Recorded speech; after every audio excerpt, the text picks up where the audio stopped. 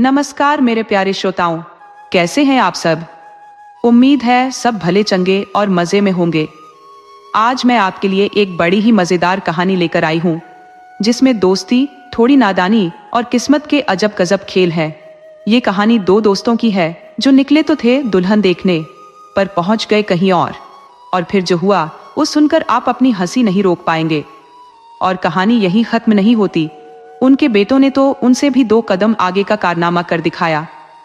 तो कहानी को आखिर तक जरूर सुनिएगा। कहानी अच्छी लगे तो एक लाइक करना और अपने दोस्तों के साथ शेयर भी करना, और टिप्पणी में राधे राधे जरूर लिखना। तो चलिए अब कहानी शुरू करते हैं। पुराने जमाने में एक गांव था सोनपुर, जहां सोहन नाम का एक किसान रहता था। वो काफी मेहनती आदमी था।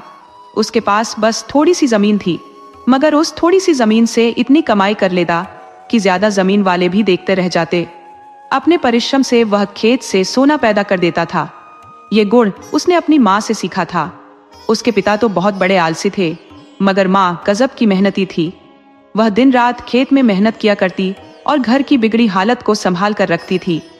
वह सोहन का ब्याह भी अपनी तरह मेहनती लड़की से करा देना चाहती थी, मगर दुर्भाग्य से वह नहीं रही।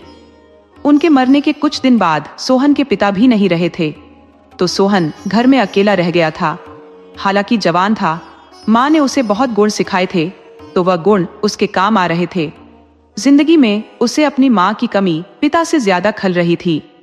सोचता कि आज माँ जिंदा होती तो मैं कुंवारा नहीं रहता, वह कोई ना कोई जुगाड़ लगा देती। परंतु मैं अब अपने ब्याह की बात किससे करूं। वह सुबह में खेत में काम करने चला जाता और शाम में वापस आता और बनाकर खाकर सो जाता। न किसी से मिलना, न किसी के यहाँ उठना बैठना, बस उसे अपने काम से काम था। सोहन के पड़ोस में एक मोहन नाम का किसान रहा करता था। उसके माता पिता जिंदा थे और वह माता पिता के साथ रहा करता था। वह काफी मिलनसार आदमी था। वह सोहन से दोस्ती करना चाहता था, मगर सोहन के पास वक्त ही नहीं था। वह अपने काम में व्यस्त रहता। मोहन ने कई बार उससे बात करने की कोशिश भी की। यार, इस तरह जानवर की तरह मेहनत करते हो किसके लिए? इससे तुम्हें क्या मिलने वाला है? अरे कभी वक्त भी निकाल लिया करो, कभी घूम फिर लिया करो, किसी दिन छुट्टी मना लिया करो, कोई 1-2 यार दोस्त भी बना लिया करो। जिंदगी हंसकर गुजारने की चीज है, इसमें मजे भी बहुत है। तुम जिंदगी के कभी मजे भी ले लिया करो। तब सोहन बताता कि भाई, तुम्हारे माता पिता जिंदा है, अभी तेरा सारा वजन वहीं उठाए हुए है, जबकि मुझे खुद का भार स्वयं उठाकर चलना पड़ रहा है। मैं चाह कर भी तुम्हारी तरह मदमस्त नहीं घूम सकता। सोहन से फिर कोई बात मोहन नहीं कर पाता। वो अपने काम में लग जाता। गांव वाले सोहन को जहां बेवकूफ समझते, तो मोहन को भी मूर्ख ही समझते थे। इसलिए गांव में मोहन का भी कोई मित्र नहीं था, तो सोहन को मित्र की जरूरत ही नहीं थी। मोहन के पिता एक दिन अपनी पत्नी से बोले कि देखो, जब तक हमारे हाथ पांव चलते हैं तभी बेटे का ब्याह करा देना चाहिए। जब हम थक जाएंगे तो फिर हम कुछ नहीं कर पाएंगे। मोहन की मां बोली, तो आप बेटे का ब्याह करा दो। अच्छे। तब पिता बोले कि मैं तुमसे कह रहा हूं कि अपने मायके में अपनी भाभी से बात चलाओ कि उनके मायके में कोई लड़की हो तो मोहन के ब्याह की बात चलाए। हमारे पास जमीन है, घर है, और बेटा भी कोई बेवकूफ नहीं है, वही तो अब घर बार संभाल रहा है। पत्नी बोली, अच्छा 1-2 रोज में जाती हूँ, कोई जुगाड़ लगाती हूँ। तुम तो वैसे भी बेकार आदमी हो, न कोई आपको जानता है न पहचानता है। जो भी करना है मुझे ही करना है। बेटे का ब्याह कराना पिता का काम होता है, मगर तुमने तो पहले ही चूड़ियां पहन रखी है। वो बुनबुनाती हुई मायके जाने को तैयार हो गई। वह मायके से 3 दिन बाद वापस आई और बताई कि हमारी भाभी बेलापुर गांव की है। भाभी की अपनी भाभी की 2 बेटियां हैं जो अभी कुंवारी है। उनके ब्याह के लिए उनके माता पिता काफी परेशान है, मगर उनके पास कोई रुपया पैसा नहीं है। आपको कुछ नहीं मिलने वाला। आप अपने बेटे को बेलापुर भेज दो कि वह अपने लिए दोनों में से किसी एक को पसंद करके आ जाए। तब मोहन के पिता बोले कि क्या मूर्खों वाली बात कर देती हो? अरे मोहन खुद क्यों लड़की देखने जाएगा? अभी हम दोनों जिंदा है, हम दोनों में से किसी एक को जाना चाहिए। पत्नी बोली कि तुम कोई बात तो समझते नहीं और भौंकने लगते हो। अरे मेरा मतलब है वह अजनबी बनकर जाएगा, अपना नाम नहीं बताएगा। वह हमारा पड़ोसी सोहन बनकर भी तो उनके घर जा सकता है और अच्छी तरह लड़कियों को देख लेगा। तब मोहन के पिता बोले कि ऐसे कैसे देख लेगा? अरे, कोई भी अपनी बेटियों को अजनबी के पास नहीं भेजता कि देख लो, ये हमारी बेटियां हैं। पत्नी बोली कि आपको भौंकने के अलावा भी कुछ आता है? मैं आपसे कोई बात नहीं करूंगी, जो समझाना होगा मोहन को समझाऊंगी। आपको समझाने से भी कोई लाभ नहीं होने वाला, आखिर जाना तो उसको है। मोहन की मां ने मोहन को बताया कि तुम बेलापुर चले जाओ, मगर वहां मोहन बनकर मत जाना, अपना कोई नाम बदल लेना, और यह बात भूलकर भी मत कहना कि लड़की देखने आया हूं। हो सके तो उनके घर भी मत जाना, उनके घर के आसपास ठहर जाना। गरीब लोग हैं, पति पत्नी सभी मेहनत करते हैं, उनकी लड़कियां भी काम में खूब हाथ बटाती होंगी, तो तुम उनके रूप रंग पर मत जाना, ये देखना कि काम सबसे ज्यादा कौन करती है। मोहन बोला, माँ, जब अधूरा बताओगी तो मेरे समझ में कुछ नहीं आएगा। मुझे उस गांव में किसके यहाँ जाना है और किसकी लड़की को देखना है और क्यों देखना है? तब माँ बोली कि तुम भी अपने पिता की तरह ही बेवकूफ हो, तुम्हें कुछ सूझता नहीं। अरे, तुम्हें बेलापुर गांव दीनानाथ के घर जाना है, उनकी 2 बेटियां हैं, उसी में से किसी एक से तेरा ब्याह करना है। इसीलिए तुझे वहां भेज रही हूं कि तुम अपने लिए उनमें से किसी एक को पसंद कर लो और उन्हें पता भी न चले कि तुम उन्हें देख भी आया है। हाँ, एक बात का ध्यान रखना कि तुम लड़की की सुंदरता पर मत जाना। सुंदरता जुगनू की तरह है, सिर्फ आदमी भ्रम में पड़ा रहता है, जबकि मेहनती लड़की नसीब से मिलती है, जो पति के कंधे से कंधा मिलाकर चलती है। हम गरीब लोग हैं, हमें मेहनती बहू चाहिए। मोहन बोला कि माँ, मैं अकेले नहीं जा सकता, मैं कभी अकेले गया ही नहीं हूँ। माँ बोली कि तू किसी अपने मित्र को साथ ले ले। मोहन बोला कि मेरा कोई मित्र कहाँ है? सोहन है तो किसी की सुनता नहीं है, मेरी किसी से दोस्ती नहीं है। तब उसकी माँ बोली कि तू चिंता मत कर, सोहन को मैं समझा दूंगी, वह तेरे साथ चला जाएगा। सोहन बहुत अच्छा लड़का है, मेरा तो उस पर ध्यान ही नहीं गया था। मैं उसका भी ब्याह बेलापुर में ही करा देती हूँ। तुम जाओ, उसे बुला लाओ कि चलो, तुझे माँ बुला रही है। मोहन गया और सोहन को बुला लाया कि माँ तुझे बड़े जरूरी काम से बुला रही है। सोहन और किसी के बुलाने से नहीं जाता, लेकिन जब सुना कि मोहन की माँ बुला रही है तो वो काम छोड़कर चला आया और बोला कि काकी, आपने मुझे बुलाया है? तब मोहन की माँ बोली कि हाँ बेटा, मैंने तुझे बुलाया है। तू दिन रात काम में लगा रहता है, कभी कभी अपनी सेहत का भी ख्याल रखा कर। मैंने तुझे एक जरूरी काम से बुलाया है। मैं जानती हूँ कि तेरा कोई अपना नहीं है, तो तुम्हारे लिए कुछ भी सोचना हमारा फर्ज है। मैं सोचती हूँ कि मोहन के साथ तेरा भी ब्याह करा दूं। अकेले कितना दिन रहेगा, और पड़ोसी होने के नाते इतना तो मेरा फर्ज है ही। मैं तुम दोनों को कल बेलापुर गांव भेजना चाहती हूँ। बेलापुर गांव मेरी भाभी की भाभी का मायका है, उनके भाई की 2 बेटियां हैं। तुम दोनों अपने अपने लिए एक एक को पसंद करके आ जाओ। हाँ, तुम्हें उन लड़कियों को बहुत चतुराई से देखना है कि उनके घर वालों को पता न चले कि तुम उन्हें देखने आए हो। सोहन को अब तक कोई ऐसा नहीं मिला था जो उसकी चिंता करे, मगर पहली बार आज किसी ने उसकी चिंता की थी, तो वह एक बार भी इनकार नहीं कर सका और मोहन के साथ बेलापुर गांव जाने को तैयार हो गया। दूसरे दिन दोनों सुबह में ही बेलापुर गांव के लिए निकल पड़े। बेलापुर गांव सोनपुर से 20 मील की दूरी पर था। वहां तक जाने में पूरा दिन मोहन को सोहन के साथ चलना बहुत अच्छा लग रहा था, तो सोहन को भी आज पहली बार घर से दूर जाने का मौका मिला था और आज पहली बार मोहन से खुलकर बात करने का मौका मिला था। उसे बहुत आनंद आ रहा था। दोनों बातें करते हुए आगे चले जा रहे थे। चलते चलते दोनों को शाम हो गई। अब वे बेलापुर गांव से कुछ ही दूरी पर थे, तो सोहन ने मोहन से कहा कि भाई, पता कर लो कि हमें जिस गांव जाना है वह अभी कितनी दूर है। तब मोहन बोला कि हाँ, हमें पता कर लेना चाहिए। उसने एक आदमी से बोला, भैया, रामपुर कितनी दूर है? तब वो आदमी बताया कि तुम लोग तो आगे आ चुके हो, वो 3 मील पीछे छूट चुका है।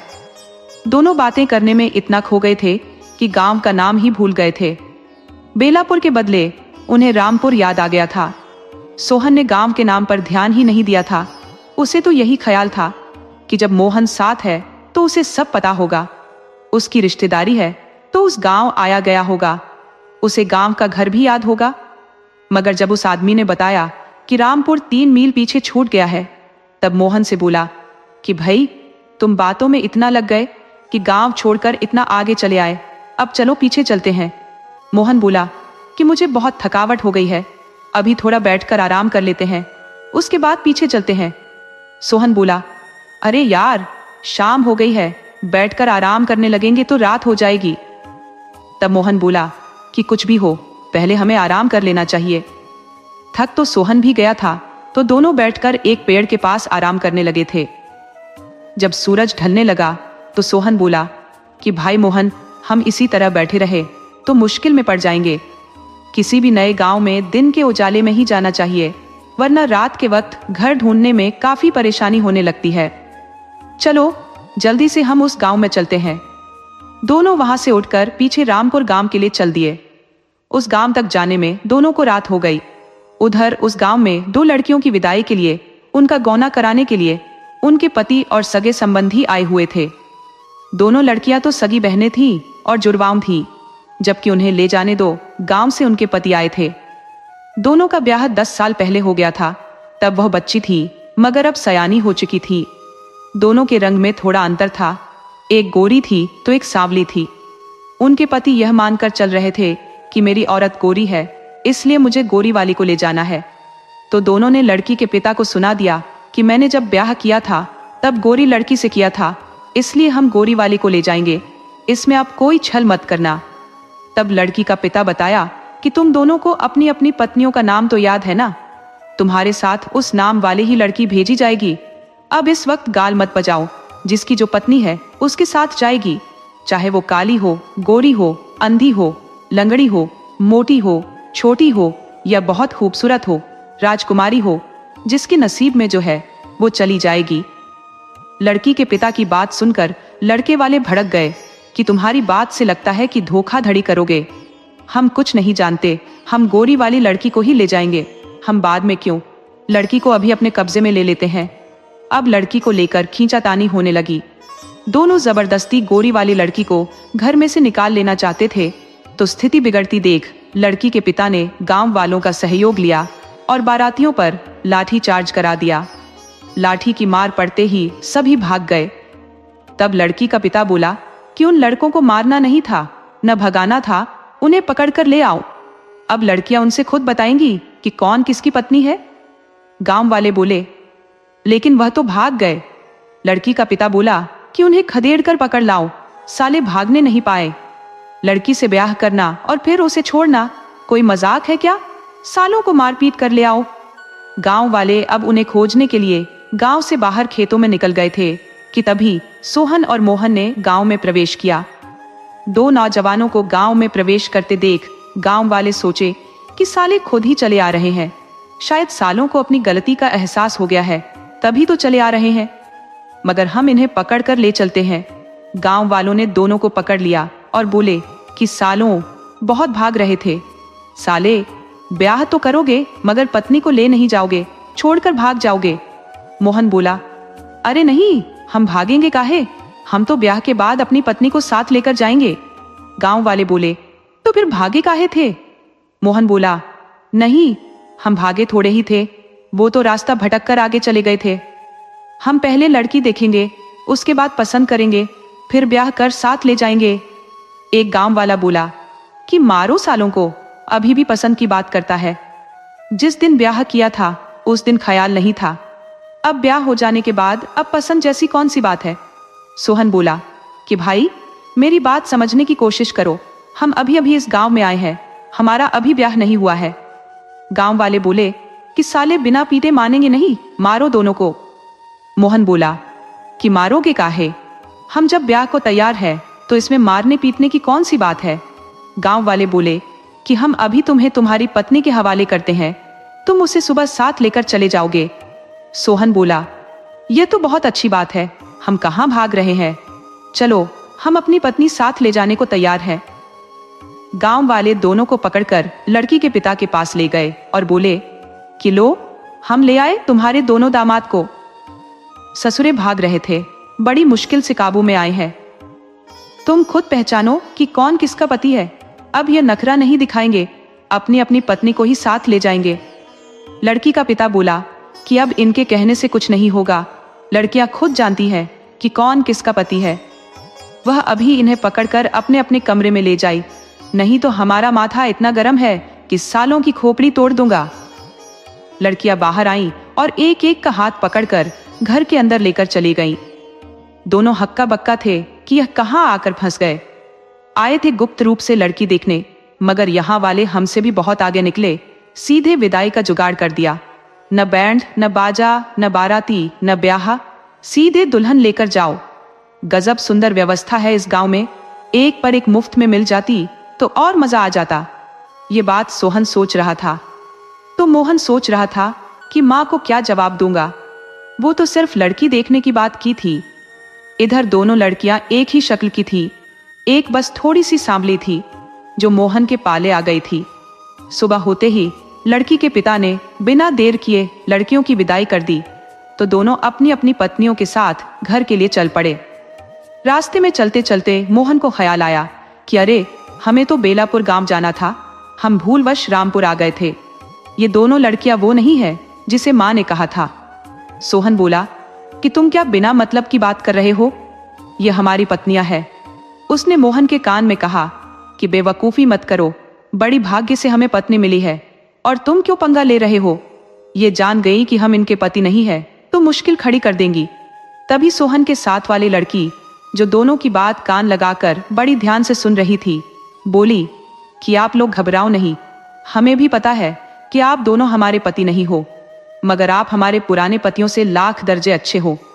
हम तो पहले ही जान गए थे कि आप दोनों कोई और हो, मगर हमारी भी मजबूरी थी। जो पति हमें छोड़कर भाग गया हो और जो एक ही औरत पर दो दावेदार बन जाए कि यह हमारी पत्नी है, वैसे व्यभिचारी मन वाले हमें पति नहीं चाहिए थे। आप दोनों कितने अच्छे हो जो एक बार नहीं कहे कि यह लड़की गोरी है या यह काली है। अब आप हमारे दिल में हो, हम जानबूझकर आपके साथ आई है। सोहन ने राहत की सांस ली कि यह गलत फहमी में हमारे साथ नहीं जा रही है, बल्कि जानबूझकर जा रही है। तो खुश हुआ और बोला कि भोजन हो या स्त्री, वक्त पर मिल जाए तो वही सबसे अच्छा है। बेवक्त में तो ना भोजन अच्छा लगता है न स्त्री ही। दोनों बहुत खुश होकर घर के लिए लौट चले। इधर सुबह 10 बजते बजते जो दोनों लड़कियों के असली पति थे वह आ गए और अपनी गलती मानकर लड़की के पिता से बोले कि हम सुंदर स्त्री के लालच में आ गए थे, इसलिए लड़ गए थे। अब हमें अपनी गलती का एहसास हो गया है, अब हम अपनी अपनी पत्नी लेकर जाएंगे। लड़की का पिता बोला कि वक्त बीत जाने पर कौन किसका पति और कौन किसकी पत्नी। हमारे पास अब कोई लड़की नहीं है, जो थी वह अपने अपने पति के साथ चली गई है।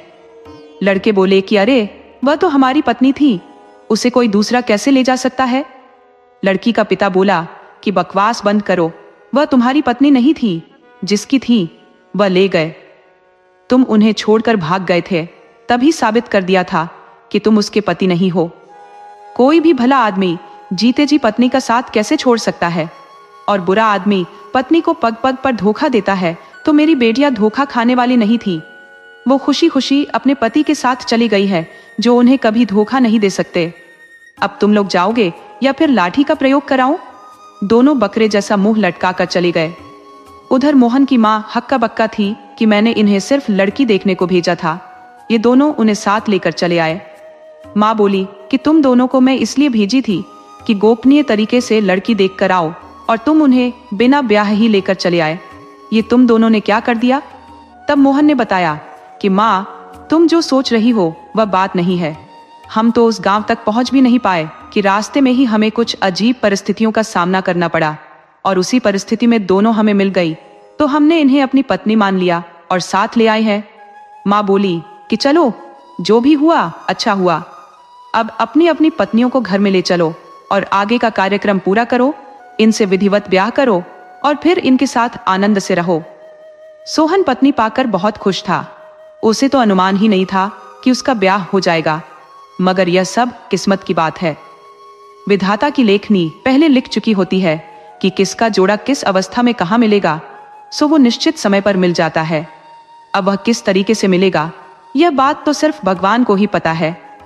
घर से कभी दूर नहीं जाने वाला सोहन, कभी किसी से बात नहीं करने वाला सोहन, सिर्फ अपने से मतलब रखने वाला सोहन किस प्रकार रामपुर पहुंच जाएगा, ये बात तो खुद सोहन ने सोचा ही नहीं था। उसने तो उस गांव का नाम भी नहीं सुना था, मगर जब उसे पत्नी मिलने को हुई तो उस वक्त पहुंच गया उस गांव में। वो विधिवत ब्याह कर खुशी खुशी अपने घर में रहने लगा। तो उसकी पत्नी, जो मोहन की पत्नी की बहन थी, वो अपनी बहन से रोज एक बार मिलती। इस तरह सोहन भी मोहन का मित्र बन गया। वह भी अब मोहन के साथ कुछ देर बैठ लेता। किसी काम से कहीं बाहर जाना होता तो दोनों साथ ही जाते। दोनों की मित्रता प्रगाढ़ हो गई। दोनों की मित्रता बढ़ाने में उनकी पत्नियां भी खूब सहयोग दे रही थी। इस तरह कई साल गुजर गए तो सोहन के घर एक बेटे का जन्म हुआ, जिसका नाम सोहन ने रामू रखा। उधर मोहन के घर भी एक संतान आ गई तो मोहन ने उसका नाम शामू रखा। इस तरह दोनों मित्रों के घर एक एक संतान आ गई। दोनों की मित्रता इतनी प्रगाढ़ हो चुकी थी कि अब ये एक दूसरे से दूर रह ही नहीं सकते थे। तो दोनों की पत्नियां खाली समय में अब दिन भर साथ रहती थीं। मोहन के पिता अब बूढ़े हो चुके थे तो मां भी अब चल फिर नहीं सकती थी। उन्होंने एक दिन सोहन और मोहन को बुलाकर कहा कि तुम दोनों एक अच्छे मित्र हो, तो तुम्हारी पत्नियां आपस में बहन है, इससे घनिष्ठता और क्या हो सकती है। इस संबंध को सदा बनाए रखना, तुम दोनों सुखी रहोगे। अब हम दोनों बूढ़े हो चुके हैं, पके आम और बूढ़े आदमी से ज्यादा उम्मीद नहीं रखनी चाहिए। सामने है, तभी तक उसका सही उपयोग है। कल को हम नहीं रहेंगे तो तुम दोनों इसी तरह अटूट रिश्ता बनाए रखना, सुख दुख में एक दूसरे का भरपूर साथ देना। कुछ समय गुजर जाने के बाद दोनों बूढ़े और बूढ़ी निकल लिए। इस तरह समय गुजरने लगा। सोहन का बेटा रामू और मोहन का पुत्र शामू भी एक दूसरे के करीबी मित्र हुए। अब वे बड़े हो चुके थे। उन्हें कहीं भी साथ जाना होता तो साथ ही जाते, साथ ही रहते। हालांकि दोनों अब सयाने हो चुके थे, वह आसपास के गांवों में भी आते जाते रहते थे। किसी के शादी ब्याह की बारात में भी साथ जाते रहते थे। गांव में एक भोला नाम का लड़का था जिसकी बारात जाने वाली थी। उसकी बारात की तैयारी 1 महीने से चल रही थी। उसने अपनी बारात ले जाने की जिम्मेदारी मुरारी पर छोड़ दी थी। मुरारी भोला का परम मित्र था। वह एक भला आदमी था, उसको शांति बहुत पसंद थी। तो भोला के ब्याह में ऐसा आदमी लेकर जाना चाहता था जो सभ्य हो। अक्सर बाराती ब्याह के समय कोई न कोई हुड़दंग कर देते थे तो बदनामी लड़के के पिता और उसके सगे संबंधियों पर लग जाती थी। तो इन सब बातों से बचकर बारात जाने वाली थी। गांव में खास खास लोगों को बारात जाने का निमंत्रण दिया जा रहा था, मगर अभी तक शामू और रामू को निमंत्रण नहीं मिला था। दोनों बेचैन थे कि आखिर क्या बात है कि हमें निमंत्रण नहीं मिला है, जबकि इस गांव में जब भी कोई बारात जाती है सबसे पहले निमंत्रण हमें ही मिलता है। मगर यह पहली बार है कि सारे गांव में निमंत्रण बढ़ गया है और हमें नहीं मिला है। जब शामू से नहीं रहा गया तो अपने मित्र रामू से कहा कि मित्र, अब हमें खुद चलकर पता कर लेना चाहिए कि क्या बात है, हमें निमंत्रण नहीं मिला है। रामू बोला कि हाँ, हमें पता कर लेना चाहिए। दोनों उठकर भोला के पास गए और बोले कि भोला भाई, हमसे क्या गलती हुई है कि आप हमें अपने साथ बारात में नहीं ले जा रहे। तब भोला बोला कि यह तो गजब बात है, हमने कहा आप दोनों को बारात जाने से रोका है। हमारी तरफ से हरी झंडी है, लेकिन एक बार मुरारी से मिल लीजिएगा, वही बारातियों की सूची बना रखी है। अब उस सूची में अपना नाम देख लेना, न चढ़ा हो तो चढ़वा लेना। शामू बोला कि भाई, तुम खुद सूची में मेरा नाम चढ़वा दो, हम मुरारी बुरारी को क्या जानते हैं। तुम उलटा काम क्यों किए हो, ये सब जरूरी काम उस आदमी को क्यों दे दिए हो। वह गांव में आधे आदमी को ले जाएगा और आधे को नहीं ले जाएगा तो बदनामी किसकी होगी, निमंत्रण किसका छूटेगा। भोला बोला कि देखो शामू भाई, अब मेरा ही ब्याह है तो हर काम मैं खुद से नहीं कर सकता। अब डोली की कहारी मैं खुद से कैसे कर सकता हूँ, अपने ब्याह में बाजा मैं खुद से कैसे बजा सकता हूँ।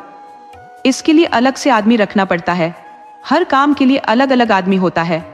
मुरारी का काम है निमंत्रण देना, वह अपना काम ठीक से कर रहे हैं। तुम दोनों उनसे मिलो और सूची में नाम चढ़वा लो, मिलने में कोई बुराई नहीं है। मुरारी कोई भूत प्रेत नहीं है कि नुकसान पहुंचा देंगे। रामू के साथ शामू मुरारी के पास चल दिया। तब रामू बोला कि भाई शामू, ये भोला हमेशा भोला ही रह गया, साले को अक्ल कब आएगी। ऐसे कंजूस आदमी के ज़म्मे बारात का निमंत्रण देने को चुना है कि वह खुद भी बारात में जाएगा या नहीं जाएगा ये भी पक्का नहीं है, तो दूसरे को निमंत्रण कैसे देगा। शामू बोला कि चलो पहले उससे मिल लेते हैं कि क्या कहता है। दोनों मुरारी के घर गए तो मुरारी दूर से ही बोला कि शामू भाई, अभी तुम उधर से ही लौट जाओ, मैं इस वक्त बहुत मुश्किल में हूँ, मेरे पर कई जिम्मेदारियां पड़ी हैं। पत्नी मायके गई है तो खाना खुद बनाना पड़ रहा है, बच्चों को छोड़कर गई है तो उन्हें भी देखना पड़ रहा है। ऊपर से भोला का निमंत्रण भी मुझे ही देना पड़ रहा है। तुम लोग भोला के ब्याह के बाद मुझसे मिलना। शामू बोला कि गजब बेवकूफ़ी की बात करते हो। अरे, जब भोला का ब्याह बीत ही जाएगा तो फिर तुमसे मिलने का क्या फायदा? मरने के बाद यदि वैद्य आते हैं तो अंगीठा लेकर जाएंगे। अरे, हमें आज तुमसे मिलना है। मुरारी बोला कि तुम मुझे हल्के में ले रहे हो, मैं अभी किसी से नहीं मिल सकता, जाओ अपने घर जाओ। शामू बोला कि ऐसे कैसे घर जाऊं? मेरा भी नाम भोला के बाराती की सूची में चढ़ा दो। मुरारी बोला नहीं नहीं, मैं तुम दोनों का नाम उसमें शामिल नहीं कर सकता। मुझे बहुत बड़ी जिम्मेदारी मिली है कि बारात में सिर्फ भले लोग जाएंगे, एक भी बदमाश नहीं जाना चाहिए, तो तुम दोनों को कैसे ले जा सकता हूं? रामू बोला कि मुरारी भाई, हम आपको बदमाश लगते हैं? मुरारी बोला कि इस बात का फैसला भोला के ब्याह के बाद लिया जाएगा, अभी तुम दोनों अपने अपने घर जाओ। शामू बोला कि मुरारी, भोला अपने मुंह से कहा है कि जाकर सूची में नाम चढ़वा लो। मुरारी बोला कि शामू, काहे बेवकूफों वाली बात करते हो? अरे, सभी मुंह से ही बोलते हैं, कोई पीछे से नहीं बोलता। भोला की इस वक्त कौन सुन रहा है? इस वक्त जो मैं कहूंगा वह होगा। इस वक्त भोला का कुछ नहीं चलने वाला। शामू बोला कि मुरारी, तुम नम का हरामी कर रहे हो, जिस थाली में खा रहे हो उसी में छेद कर रहे हो। तुम इसी वक्त हमारा नाम सूची में चढ़ाओ। मुरारी बोला कि तुम्हारे बाप का राज है क्या कि जो कहोगे मैं वही करूंगा? मुझे तुम दोनों बदमाशों को नहीं ले जाना, वहां चोर उचक्कों की जरूरत नहीं है। शामू बोला कि तुम खानदानी चोर हो और दूसरे को गलत समझ रहे हो। भोला का माथा गड़बड़ा गया है जो तेरे को नौकर रख लिया है। जाओ, बांधो निमंत्रण, नौकर कहीं का। शामू सीधे भोला के पिता के पास गया और बोला कि काका, हमें भोला की बारात में जाना है और मुरारी मना कर रहा है। भोला के पिता बोले कि हमारे भोला का ब्याह है और इसमें मुरारी कौन होता है? मुझे किसको ले जाना है किसको नहीं वह थोड़े ही जानता है। तुम दोनों तैयारी करो, तुम दोनों को हर हाल में बारात चलना है, ये मेरी तरफ से निमंत्रण है। शामू की खुशी का ठिकाना न रहा। अब उसे भोला और मुरारी से कोई मतलब नहीं था। वह दोनों तैयारी में लग गए। उधर मुरारी ने छांट छांट कर कुछ आदमियों को ही बारात में जाने का निमंत्रण दिया था, मगर ऐन वक्त पर भोला के पिता ने सारे गांव को निमंत्रण भिजवा दिया। जब बारात निकली तो मुरारी ने माथा पीट लिया। उसने तो इतने लोगों को निमंत्रण दिया ही नहीं था, फिर इतने लोग कहां से हो गए? आखिर बारात गांव से निकली और अपनी मंजिल पर पहुंच गई। वहां समय से द्वार पूजा की रस्म हुई और अब सभी के खाने पीने की तैयारी होने लगी कि तभी किसी ने सूचना दी कि जमींदार साहब का हाथी चोरी हो गया है। जरूर इन बारातियों में से किसी ने चुराया है। जमींदार बहुत बदमाश आदमी है, खंभे में बांधकर पिटवाता है। अच्छा होगा कि बाराती हाथी लौटा दे, वरना पिटने को तैयार रहे। इतना कहकर घर वाले भोला और उसके पिता को लेकर घर में चले गए और घर का दरवाजा बंद कर लिया। शामू बोला कि अरे, ये क्या तमाशा है? हम लोग हाथी कैसे चुरा सकते हैं? हाथी कोई चूहा थोड़े ही है कि कोई छिपा लेगा। उधर मुरारी बड़बड़ा रहा था कि काका पागल आदमी है, वह चोर बदमाश सबको निमंत्रण दे दिए हैं। अब चोर ससुरा इस बारात में आकर हाथी पर ही हाथ साफ कर दिए। अब एक दूसरे का मुंह देखने से कोई लाभ नहीं होने वाला। जल्दी भागो यहाँ से, नहीं तो जमींदार मारकर खाल उतार लेगा। बाराती मुरारी के हड़काने पर पास के जंगल में भाग गए। वह बड़ी तैयारी के साथ बारात करने आए थे कि वहां खाने को लजीज व्यंजन मिलेगा, खूब छक्कर खाने को मिठाई मिलेगी, मगर यहाँ तो पीने को पानी तक नहीं मिला। उस आदमी के घर के ठीक सामने एक जंगल था, उसी में सब भाग गए। जंगल छोटा था, गनीमत थी कि कोई खतरनाक जानवर उसमें नहीं रहता था, तो सभी उसी में जाकर बैठ गए। सभी को खतरा सता रहा था कि जमींदार ने किसी को पकड़वा लिया तो बहुत मारेगा। शामू को समझ में नहीं आ रहा था कि कोई इतना बड़ा हाथी लेकर भाग कैसे गया और जमींदार उसे देख भी नहीं पाया। अभी इसी उधेड़बुन में पड़े थे कि किसी ने खबर दी कि जमींदार का हाथी मिल गया है। महावत उसे नहलाने के लिए 4 कोस दूर नदी में ले गया था, अब वापस आ गया है। हाथी के वापस आते ही गांव वालों ने देख लिया कि हाथी मिल गया है। वो महावत से पूछ बैठे कि भैया, ये हाथी तुम्हें कहाँ मिला? इसे किसने चुराया था? तब महावत बोला कि यह हाथी है, कोई बकरी का बच्चा नहीं कि कोई इसे चुरा ले। मैं इसे स्नान कराने नदी ले गया था, ये चोरी नहीं हुआ था। क्या किसी ने चोरी की अफवाह फैलाई थी क्या कि हाथी चोरी हुआ है? तब गांव वाले ने महावत से बताया कि भैया पूछो मत, किसी ने कह दिया था कि बारातियों ने जमींदार का हाथी चुरा लिया है, तो डर के मारे सारे बाराती जंगल में छिप गए हैं कि जमींदार साहब मारेंगे। ये बात महावत ने जमींदार से कही कि आपके डर से बाराती जंगल में भाग गए हैं। जमींदार बोला कि यह तो गलत हुआ है, यह अफवाह फैलाने वाला जितना बड़ा मूर्ख है उससे भी ज्यादा बाराती मूर्ख है। उन्हें इतना भी नहीं सूझा कि इतना बड़ा हाथी कोई चुरा कैसे सकता है। जमींदार बोला कि यह तो मुझे बदनाम करने की साजिश है, जाओ बारातियों को वापस लाओ और उन्हें खिलाओ पिलाओ। तब वह आदमी जाकर बताया कि भैया यह तो सिद्ध हो चुका है कि तुम सब चोर हो, मगर कितना बड़ा चोर क्यों न हो, हाथी नहीं चुरा सकते, इसलिए जल्दी से वापस चलो और भोजन करो। सभी बाराती मुंह लटकाए नजरें झुकाए वापस आ गए और किसी तरह खा पी कर रात में ही घर को वापस हो लिए। शामू को बारात में आने का पछतावा हो रहा था। उसे अगले दिन रामू के साथ रामपुर गांव में एक निमंत्रण पर जाना था, तो घर आते ही फिर से रामपुर के लिए निकल लिए, मगर वे भूल गए कि किसके घर जाना है और क्यों जाना है। वो आगे एक बारात में गए कि यही दावत खाकर लौट चलेंगे, मगर वहां तो पहले से खाने वालों की सूची बनी थी। वह एक एक आदमी का नाम पूछकर अंदर जाने दे रहे थे, तो दोनों वहां से खिसक लिए। अब सोचे कि अब हम किसके घर जाए, हमें तो पता ही नहीं है कि किसके घर जाना है। वह अंदाज से ही आगे बढ़ चले कि और कोई कहीं जुगाड़ बन जाता है तो दावत उड़ा देंगे।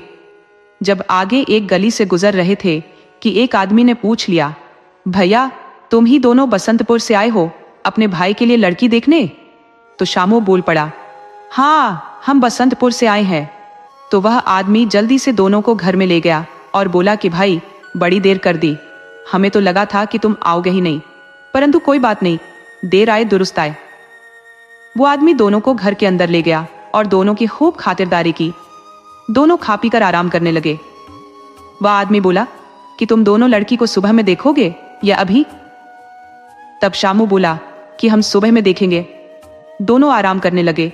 शामू बोला कि भाई रामू हम अभी भाग चले, नहीं तो किसी लफड़े में फंस सकते हैं, हम वो नहीं है। दोनों वहां से भागने को हुए तो घर वाले पहले से सावधान थे। वह सोच रहे थे कि यह जरूर कोई दूसरे हैं। उन्होंने दोनों को पकड़ लिया और बोले कि भाग कैसे जाओगे, दावत उड़ाने में आगे रहते हो तो दावत का खर्च भी भरना पड़ेगा। दोनों आदमियों ने दोनों को पकड़ लिया और दो लड़कियों से दोनों का जबरदस्ती ब्याह करा दिया। दोनों खुश थे कि अच्छा ही हुआ है, मगर जब लड़कियों को देखा तो दोनों की होश उड़ गए। एक एक आंख की अंधी थी तो दूसरी पैर से लंगड़ी थी। दोनों को मुफ्त की दावत महंगी पड़ गई थी।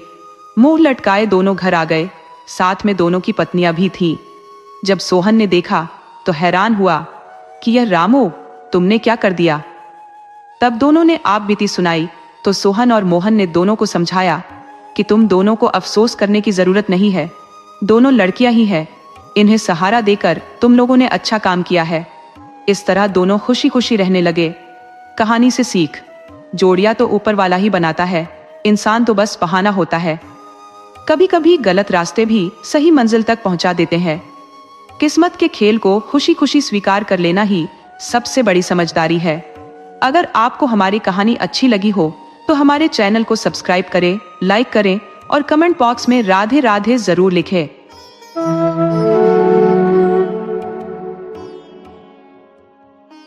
आज मैं आपके लिए एक ऐसी कहानी लेकर आई हूं जिसमें एक ब्राह्मण की सच्चाई और उसके बेटे की भक्ति की परीक्षा होती है।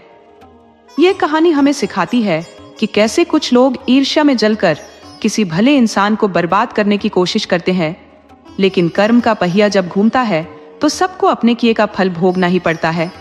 तो आइए कहानी शुरू करते हैं। पुराने समय में एक नगर था, चंदनपुर।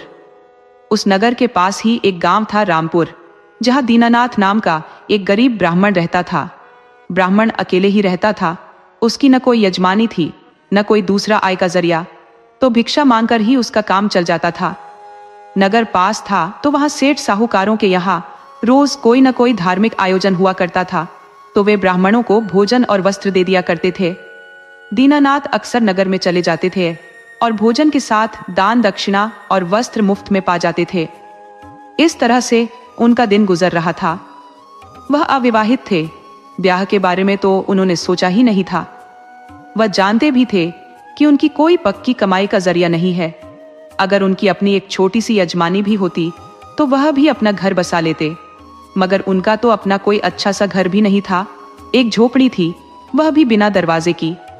उसमें राह चलते आदमी से लेकर पशु तक आसरा पा जाते थे। जब वह नगर में चले जाते और वापस आते तो कुत्ते बसेरा बना लिए रहते थे। हद तो तब हो गई थी जब एक बार एक धोबी का गधा आकर उनकी झोपड़ी में छिप गया था और धोबी ने गद्दा चोरी का इल्जाम ब्राह्मण पर लगा दिया था। वह तो शुक्र था, गांव के मुखिया का जो असली हालत देखने ब्राह्मण की झोपड़ी के पास आ गए और धोबी से बोले कि ब्राह्मण की कोई गलती नहीं है, गधा ही साला बदमाश है, खुली झोपड़ी देखकर घुसकर छिप गया था। अरे ब्राह्मण है, इनको गधे से क्या काम, ब्राह्मण निर्दोष है, तुम अपने गधे को ठीक से बांध कर रखो, वरना इसी तरह किसी के घर में घुसता रहा तो तुम्हें दंड भरना पड़ जाएगा। आदमी ने अपने रहने को घर बनाया है, तुम्हारे गधे का तबेला नहीं। धोबी ने अपनी गलती मान ली। दरअसल उसका गधा ही बदमाश था, वह खुद अपने दांत से अपना बंधन खोल लेता था। इस बात को धोबी जानता था, फिर भी ब्राह्मण को कमजोर जानकर दोष लगा दिया था। उसने अपनी गलती मान ली और मुखिया से बोला कि इस गद्दी को बेच देता हूँ, न रहेगा न किसी के घर में घुसेगा। मुखिया ने ब्राह्मण को भी समझाया कि कोई साधारण दरवाजा भी आप झोपड़ी में लगा दिया करे, एक टाट ही लगा दीजिए, वरना कोई एक दिन आपकी झोपड़ी ही गायब कर देगा। आजकल के चोर भी अजीब हो गए हैं, वह भिखमंगों को भी लूट लेते हैं। कल की ही बात है, 2 भिखमंगे गांव से भीख मांगकर नगर लौट रहे थे तो कुछ चोरों ने उन्हें घेर कर लूट लिया और विरोध करने पर मारा पीटा भी। अब कोई भी सुरक्षित नहीं है, चोर बदमाश इतने बढ़ गए हैं कि आदमी का जीना मुश्किल हो गया है। अब घर खुला रखना कहीं से ठीक नहीं। दीनानाथ बोले कि मुखिया जी ठीक कहते हो, सालों का कोई भरोसा नहीं, मेरी झोपड़ी भी बेच देंगे। ब्राह्मण ने अपनी झोपड़ी में एक टाट का दरवाजा लगवा दिया। अब आवारा आदमियों और आवारा पशुओं से उन्हें राहत मिल गई। एक दिन वह घर से नगर के लिए निकले तो मौसम खराब हो गया। वह नगर में नहीं जा सके तो सोचा कि पड़ोस के गांव में ही चलकर 2-4 घरों में मांग लेता हूं, खाने का काम चल जाएगा, नगर में कल जाऊंगा। ये विचार कर वह पड़ोस के गांव में चले गए। गांव से बाहर ही एक घर था तो ब्राह्मण ने सोचा कि शुरुआत यहीं से कर देता हूं। तो वह घर के दरवाजे पर गए और बोले कि अरे घर में कोई है। यह सुनकर एक नौजवान स्त्री आई तो ब्राह्मण बोले कि माताजी कुछ भिक्षा दे दो। स्त्री इतना सुनते ही भड़क गई कि क्या मैं तुझे माताजी लगती हूँ और तुम भिक्षा क्यों मांग रहे हो? कहीं से भी अपाहिज नहीं दिखते, बूढ़े भी नहीं हो, रोगी भी नहीं दिखते, फिर भिक्षा किस बात की? जाओ कहीं कोई काम धंधा करो, आलसी कहीं का, निकम्मा। ब्राह्मण बोला, बहन जी माफ करना, मुझसे गलती हो गई जो आपको माताजी बोल दिया। अभी तो आप कुंवारी लगती हो। स्त्री बोली, फालतू बकवास बंद करो और यहां से जाओ, तुम मेरे कोई भाई नहीं लगते, मुझे किसी भाई की जरूरत ही नहीं है। वो पहले से और ज्यादा भड़क गई। वह बोली, तुझे भीख मांगते शर्म नहीं आती? तुम मुझे देखो, मेरे पास कोई खेती बाड़ी नहीं है, पिता का जमा किया धन नहीं है, फिर भी अपने परिश्रम से अपनी माँ और अपना गुजारा शौक से कर लेती हूँ। मैं किसी के आगे हाथ नहीं फैलाती, किसी की दया दृष्टि पर नहीं जीती, मेहनत करके कमाती हूँ और मेहनत के ही खाती हूँ। और तुम इतना बड़ा गधे जैसा शरीर लिए हो और दूसरे के आगे हाथ फैला रहे हो? अरे जरा भी आंख में लाज शर्म है तो जाकर कोई काम करो, किसी के खेत में काम करो। आजकल शहर में काम मिल जाते हैं, बहुत जंगल झाड़ पड़े हैं, लकड़ियां काटो बेचो, रोजगार की कोई कमी नहीं है, मगर तुम ये सब क्यों करोगे? मुफ्त की खाने की आदत जो पड़ गई है। अब जाओ, मुझसे बहस मत करो, मैं भीख मांगने वाले नौजवानों को देखना भी नहीं चाहती। भिक्षा उसी को देती हूँ जो भिक्षा पाने का पात्र है। ब्राह्मण के पास स्त्री का कोई जवाब ही नहीं था, वो उस स्थान से चल पड़ा। वो लड़की बहुत तकलीफ से गुजरी थी। उसके 2 भाई थे जो ब्याह होते ही अपनी पत्नियों के साथ शहर चले गए थे और फिर बहन और माँ की कोई खोज खबर नहीं ली थी। लड़की के पिता पहले से ही नहीं थे तो लड़की मेहनत मजदूरी कर अपनी और माँ की खर्च चलाती थी। हमेशा देखने में आया है कि पुत्र को पुत्र हो जाते हैं, मगर 90% बेटियां माता पिता के लिए जान छिड़कती है। वह माता पिता की शान होती है, वह माता पिता की जान होती है। माता पिता भी बेटे बहू की अपेक्षा बेटियों पर घमंड करते हैं कि बुरे वक्त में बेटियां ही काम आएंगी। उस लड़की के भाई भाभी उसे छोड़ चुके थे, माँ को छोड़ चुके थे, तब भी वह शान से मेहनत के बल पर जी रही थी। उधर ब्राह्मण आगे गांव में भिक्षा मांगने को चला तो गया, मगर उसकी हिम्मत ही नहीं पड़ी कि किसी के घर भिक्षा मांगे। जब वह किसी के दरवाजे की तरफ जाता तो लड़की की बात याद आ जाती कि जवान हो, घोड़े जैसा शरीर लिए हो, भीख मांगते शर्म नहीं आती। तो ब्राह्मण ने कहीं भी भिक्षा नहीं मांगी। सुबह से शाम होने पर घर लौट चला, मगर घर लौट जाने से भी तो पेट नहीं भरना था। तो सोचा कि रास्ते में जंगल है, वहीं से कुछ लकड़ी इकट्ठा कर लेता हूँ।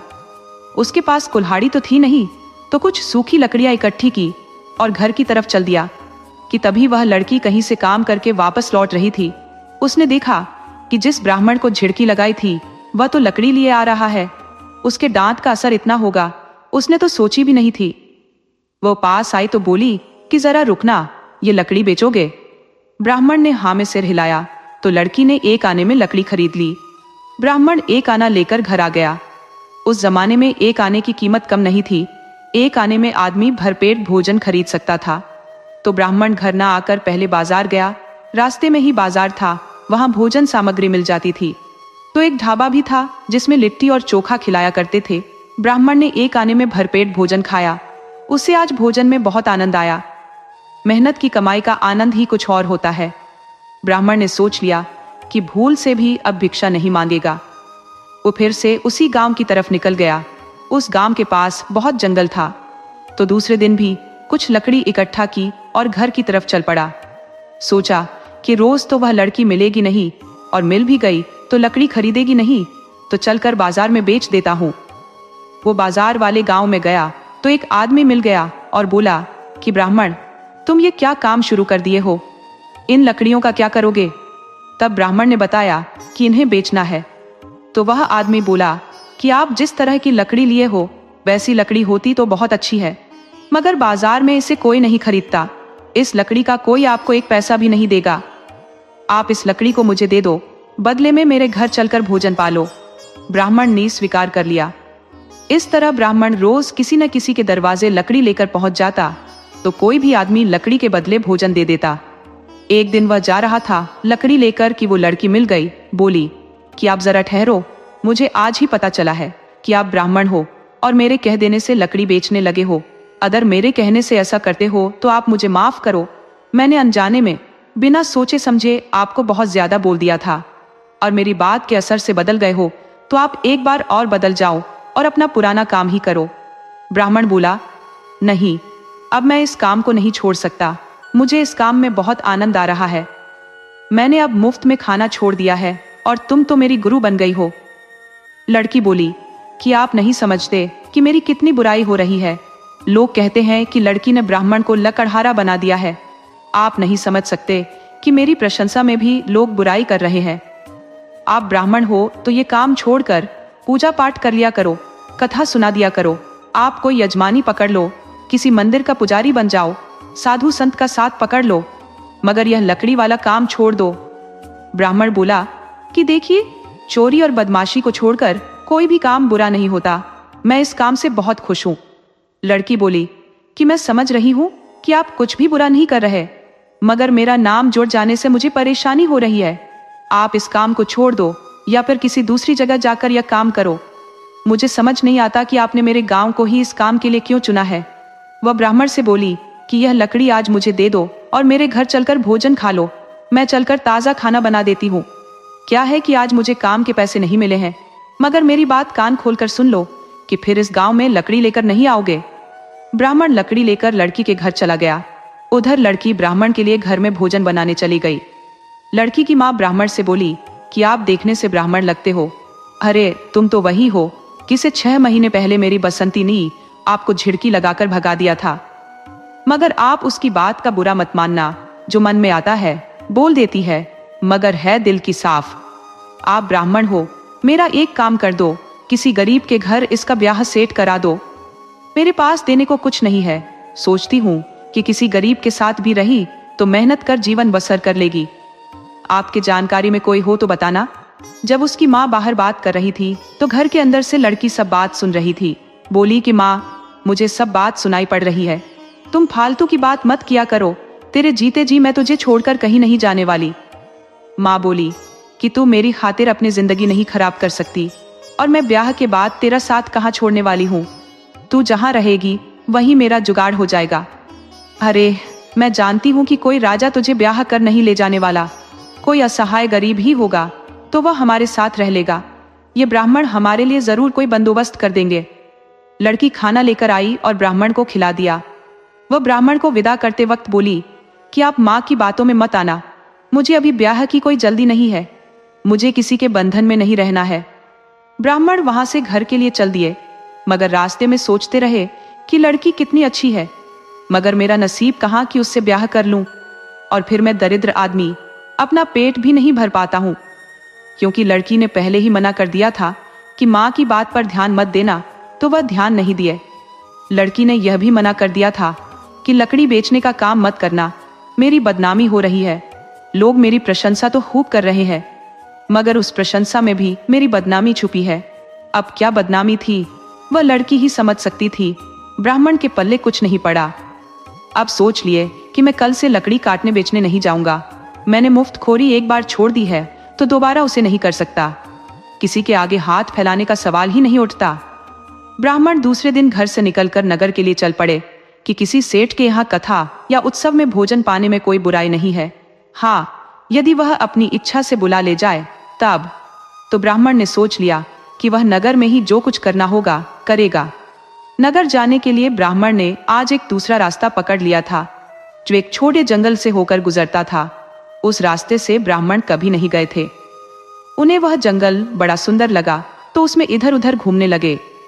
तभी उन्हें एक पुराना मंदिर दिखाई पड़ा, जिसकी सफाई कभी हुई ही नहीं थी। वो धूल और पत्तों से भरा पड़ा था। मंदिर के आसपास बहुत घास उगाई थी।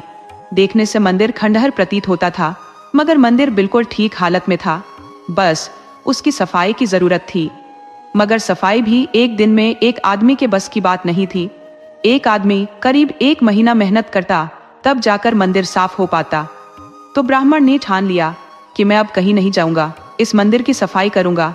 होंगे कोई दाता तो भोजन देंगे, या फिर इसी तरह भगवान की सेवा करते मर जाऊंगा।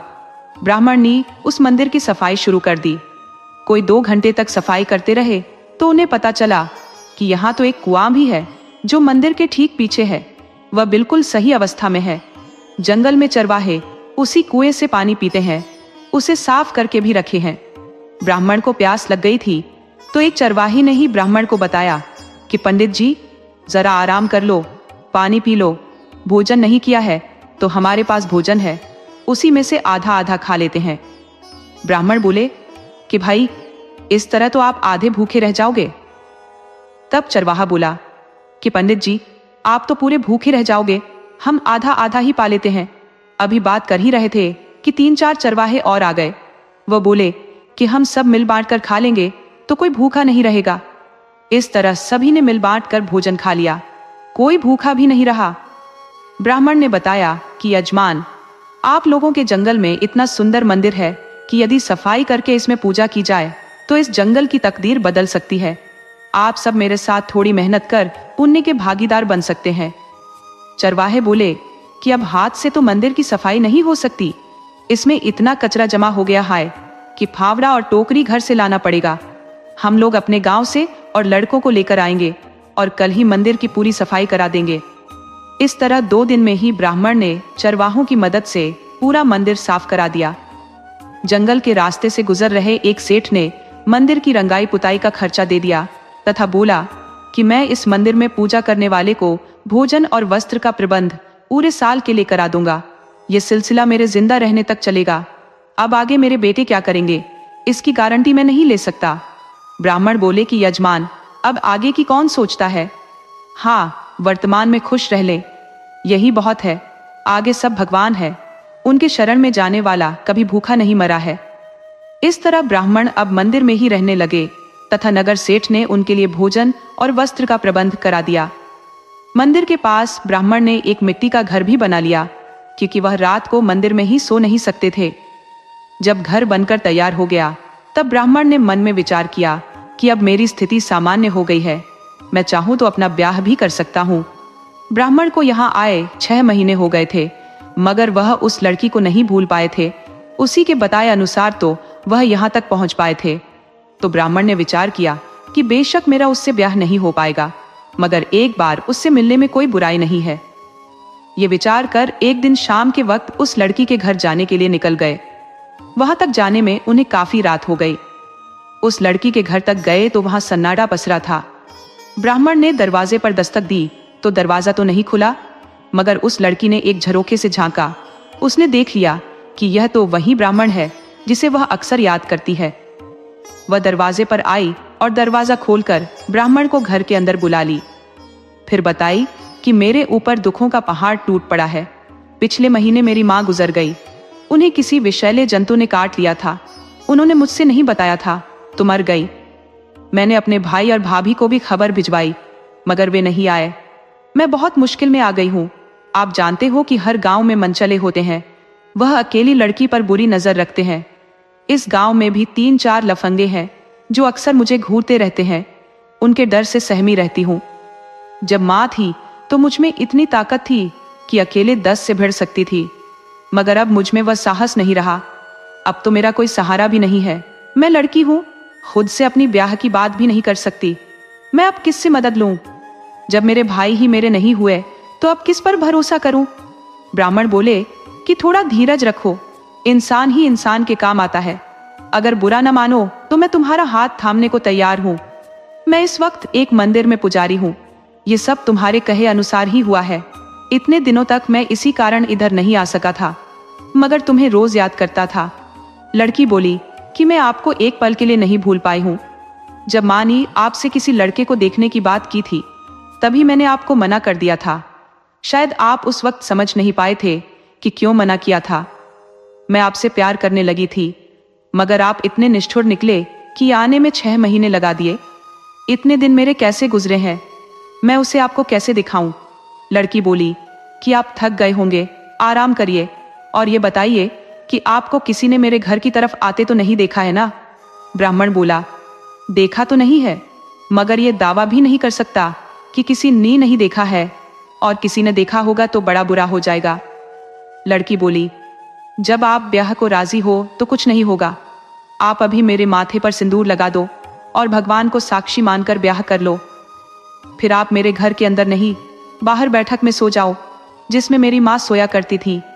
हाँ, दरवाजा ठीक से बंद करके सोना। ब्राह्मण ने लड़की के बताए अनुसार लड़की को सुहागन बना दिया तथा बैठक में सोने चला गया। हालांकि ब्राह्मण को लड़की के घर में प्रवेश करते हुए एक गांव के मुस्टंडे ने देख लिया था। वह तुरंत गांव के मुखिया के पास गया और बोला कि मुखिया जी, अरे गांव में गजब हो रहा है। गांव से बाहर पवित्री व्यभिचार कर रही है। उसके घर में 4-5 बदमाश रोज आते हैं और रात भर रहते हैं। मुखिया बोला कि तुम यह क्या बकते हो? तुम खुद बदमाश आदमी हो। तुम इतनी रात में उसके घर के पास क्या करने गए थे? तब वह बोला कि नहीं जाता तो वह डूबकर पानी पीती रहती, मगर जब गया तभी तो पकड़ पाया हूं। मेरे बात पर विश्वास नहीं है तो खुद चलकर देख लो। इस वक्त भी उसके घर में 3-4 बदमाश डेरा डाले हुए हैं। आप रंगे हाथ उसे पकड़ सकते हो। मुखिया को लगा कि मुझे देखना चाहिए। हमारे गांव की लड़की गलत काम कर रही है तो यह तो बहुत बुरी बात है। उसका असर पूरी गांव पर पड़ जाएगा। अगर यह बात सच भी है तो उसके गुनहगार सभी गांव वाले हैं। हमें उसका ब्याह करा देना चाहिए था। वह 2-3 आदमियों को लेकर उस लड़की के घर आए और बोले कि पवित्री, दरवाजा खोलो। लड़की तो पहले से शंकित थी कि गैर आदमी देखकर मुंडे जरूर बवाल करेंगे, तो उसके लिए वह तैयार थी। उसने बेझिझक घर का दरवाजा खोल दिया। मुखिया ने उसके पूरे घर को छान मारा, मगर घर के अंदर कोई नहीं था। तभी मुस्टंडा बोला कि मुखिया जी, अरे पवित्री के माथे को देखो, ये सिंदूर लगाई है। गजब हो गया, जरूर घर में कोई था, उसका प्रमाण इसके माथे का सिंदूर है। मुखिया बोला, पवित्री, ये सब क्या है? तुमने किससे ब्याह किया है? तब पवित्री बोली कि क्या ब्याह करना कोई जुर्म है? अरे, मैंने एक आदमी से ब्याह कर लिया है। मुखिया बोला कि कहाँ है वह आदमी? पवित्री बोली कि बैठक में सोए हैं। मगर आप यह सब क्यों पूछ रहे हो? मैंने तो कभी आपके घर के अंदरूनी मामले में कोई दखल नहीं दी। आप ये भी जानते हो कि हमारे गांव में 4-5 मुंडे रात भर गलियों में घूमते रहते हैं। इनके डर से कोई भली स्त्री घर से बाहर नहीं निकल सकती। मगर आप इन बदमाशों को कुछ नहीं कहेंगे उनसे जो डरे सहमे हैं। मैंने आज ही एक ब्राह्मण से ब्याह कर लिया है और कल सुबह उसके साथ ससुराल चली जाऊंगी। ब्राह्मण भी जाग गए थे, सब तमाशा देख रहे थे, तो मुखिया भी अब इस मामले में क्या कह सकते थे।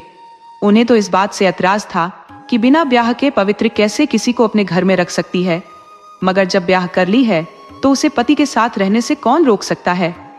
मुखिया वहां से चले गए तो पवित्री ने ब्राह्मण को घर के अंदर बुला लिया कि अब आप बाहर सुरक्षित नहीं हो, घर के अंदर रहो। बदमाश अपनी दाल गलती न देखकर आपको नुकसान पहुंचा सकते हैं। ब्राह्मण घर के अंदर सोए। सुबह में दोनों उठे और मंदिर के लिए निकल गए। ब्राह्मण पत्नी के साथ मंदिर पर रहने लगे। 3 साल बाद उनके घर में एक पुत्र का जन्म हुआ तो दोनों बहुत खुश हुए। वैसे भी दोनों का जीवन बहुत सुखमय गुजर रहा था, तो बच्चे का पालन करने लगे। मंदिर जंगल में था, फिर भी कई लोग मंदिर के आसपास घर बना लिए थे। वे सब चरवाहे थे। उनको जंगल में गाय रखने में काफी सहूलियत हो रही थी। साथ में घर बन जाने से उनकी पत्नियां भी आकर रह लेती थी। इस तरह समय गुजरता गया। ब्राह्मण का बेटा केशव अब 10 बरस का हो चुका था। तो ब्राह्मण सोचे कि मैं अभी जवान हूँ, आदमी को जवान रहते तीर्थ कर लेने चाहिए, वरना बूढ़े होने पर न तो हाथ पैर काम करेगा न सही दिमाग काम करेगा। इसलिए अच्छा है कि अभी तीर्थ कर लेता हूँ। ब्राह्मण ने जब पत्नी से यह बात बताई तो पत्नी ने भी हामी भरी कि हाँ, हमें जरूर तीर्थ में चलना चाहिए। ये विचार कर अपने बेटे को अकेला मंदिर पर छोड़कर दोनों तीर्थ को चले गए। उन्हें लौट कर आना था 2 महीने बाद ही, मगर 6 महीने गुजर गए, नहीं आए। इस तरह दिन पर दिन गुजरता चला गया। कोई 3 साल गुजर गए, मगर केशव के माता पिता वापस नहीं आए, न उनकी कोई खबर मिली। तो मंदिर के पास बसे लोगों ने मान लिया कि अब पुजारी जी और उनकी पत्नी नहीं रहे। उन्होंने केशव से बताया कि अब तुम मंदिर का पुजारी बनकर पूजा करो, अब तुम्हारे माता पिता नहीं आने वाले। तो केशव उस मंदिर में पूजा पाठ करने लगा। अब भी बच्चा था तो उसका मन पवित्र था। केशव भगवान विष्णु का परम भक्त था और पूजा पाठ बहुत विधि के अनुसार करता था। उसे भगवान की पूजा में जरा भी गलती पसंद नहीं थी। वह रोज सुबह स्नान कर भगवान को भोग लगाने के लिए प्रसाद बनाता और प्रसाद तैयार हो जाने पर फिर से स्नान कर स्वच्छ वस्त्र पहनकर भोग लगाता। फिर उस प्रसाद को अन्य बने भोजन में मिला देता। फिर उसमें से अपने लिए भोजन अलग रखकर सारी प्रसाद बांट देता। बाद के लिए या दोबारा के लिए अपने पास कुछ भी प्रसाद जमा कर नहीं रखता। थोड़े ही दिन में वह मंदिर आसपास में विख्यात हो चुका था, तो उसमें बहुत चढ़ावा और प्रसाद भी चढ़ने लगा था।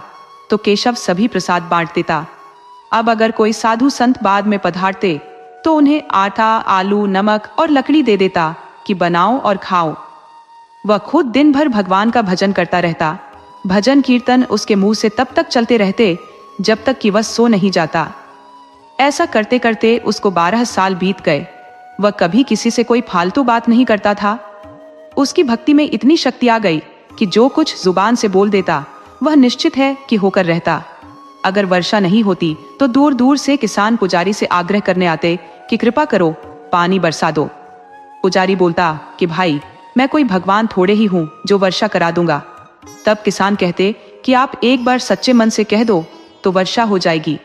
तब केशव कहता कि चलो, मैं आप लोगों का दिल नहीं दुखाता, कह देता हूँ कि हे प्रभु वर्षा करा दो। और सचमुच पुजारी के कहने मात्र से वर्षा हो जाती। कभी अतिवृष्टि हो जाती, तब भी किसान पुजारी के पास आते कि क्या पुजारी जी, अब मार डालोगे, अब वर्षा बंद करा दो। अरे, हमने आपसे प्रलय कराने को थोड़े ही कहा था, आप मना करो कि पानी न हो। तो पुजारी केशव कह देता कि हे प्रभु, अब पानी बंद करा दो, अब और पानी की आवश्यकता नहीं है। इतना पुजारी के कहने से ही वर्षा थम जाती। पुजारी केशव के इस प्रभाव से पुराने और जीर्ण मंदिर में रोज हजारों की भीड़ लगने लगी। वहीं नगर में बहुत बड़े बड़े मंदिर थे। उसमें बड़े बड़े तोन वाले पुजारी पूजा करते थे और सेठ साहूकारों के चढ़ावे पर ऐश करते। अब उनके मंदिरों में लोगों की भीड़ न के बराबर होने लगी तो पुजारियों की समस्या बढ़ गई। उन्हें केशव जैसे बच्चे पुजारी के सामने अपनी दुकान बंद होती नजर आने लगी। तो कई बड़े मंदिरों के पुजारियों ने सभा की कि किसी भी तरह भोलवा को रोकना होगा। वरना हमें भिक्षा मांगने की नौबत आ जाएगी। साला पता नहीं कौन सा तंत्र विद्या जानता है कि सबको मोहित कर लिया है। उनमें से एक पुजारी ने अपनी उलटी खोपड़ी लगाई। उसने अन्य पुजारियों को सुझाव दिया कि एक ही रास्ता है जिससे केशव के प्रभाव को कम किया जा सकता है, और यह काम कोई स्त्री कर सकती है। दरअसल केशव के पास बांझ स्त्रियों का जमावड़ा ज्यादा लगा रहता है। जहाँ बड़े बड़े वैद्य नेम हकीम फेल हो जाते हैं, वहाँ केशव अपनी वाणी से चमत्कार कर देता है। वह जिस स्त्री को बोल देता है कि जाओ पुत्रवती हो जाओगी, तो वह पुत्रवती हो जाती है। मगर हम उसके खिलाफ किसी स्त्री का ही प्रयोग कर सकते हैं। साला अब 16 साल का हो चुका है। अब अगर कोई स्त्री केशव पर झूठा लांछन लगा दे तो उसकी कृपा खत्म हो जाएगी, और बदनामी तो बड़े बड़े ऋषि मुनियों को भी ले डूबी है। सबने विचार किया कि हमें एक बदनाम स्त्री ढूंढनी पड़ेगी जो लांछन लगाकर मरते दम तक अपनी झूठी बात पर अड़ी रहे और अपने झूठ से टस से मस ना हो। पुजारी उस तरह की बदनाम स्त्री की खोज में पड़ गए। उन्हें जल्दी ही सफलता मिल गई। एक ऐसी स्त्री मिल गई जो ब्याह कर 4 पुरुषों को छोड़ चुकी थी। अब उसे 5वें पति की तलाश थी। वह लंपट और मालदार पुरुष की तलाश में थी, क्योंकि भला आदमी कोई उसे रख ही नहीं सकता था। पुजारियों ने उससे संपर्क किया तो वह पहले तो बहुत नानुकुर की, बोली, नहीं, मैं एक धर्मात्मा पुजारी को पथभ्रष्ट नहीं कर सकती।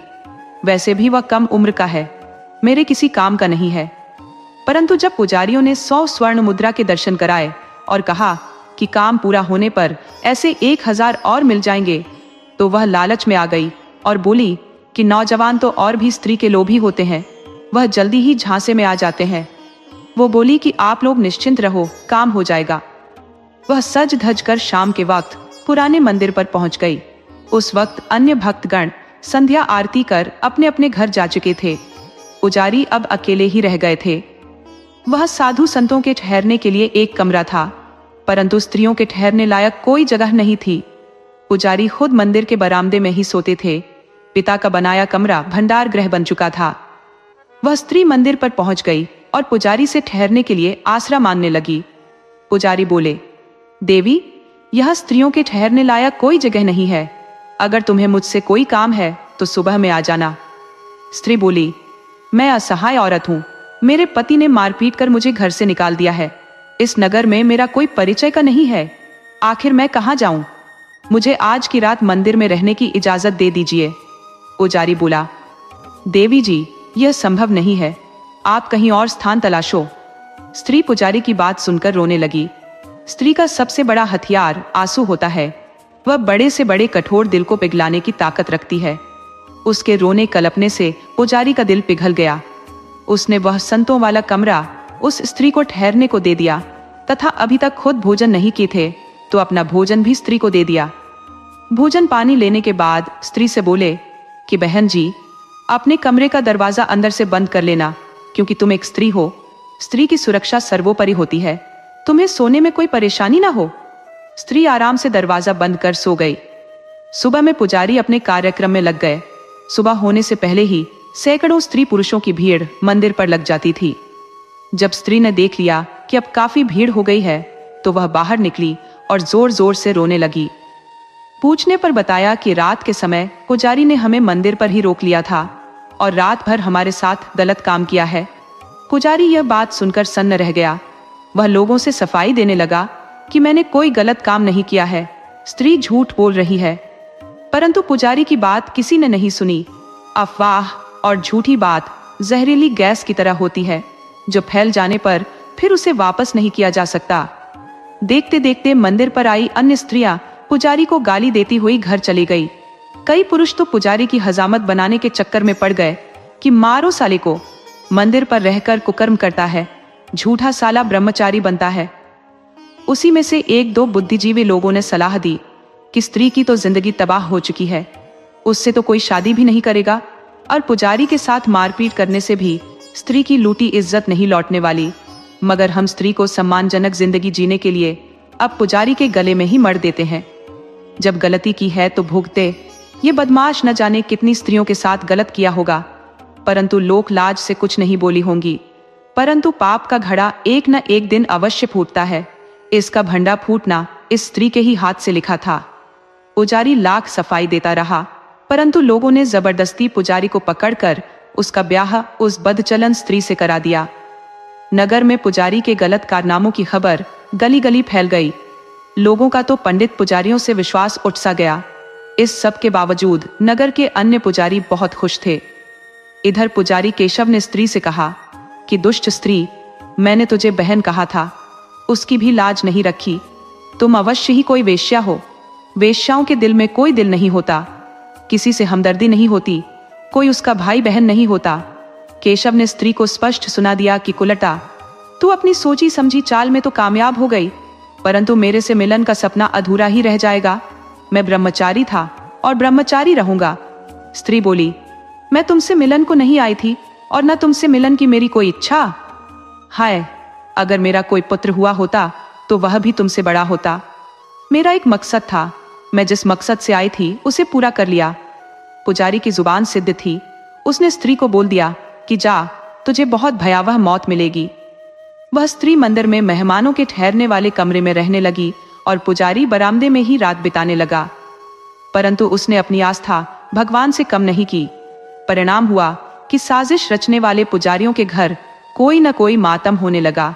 किसी का पिता मर गया तो किसी की मां मर गई, किसी का बेटा मर गया तो किसी की पत्नी मर गई।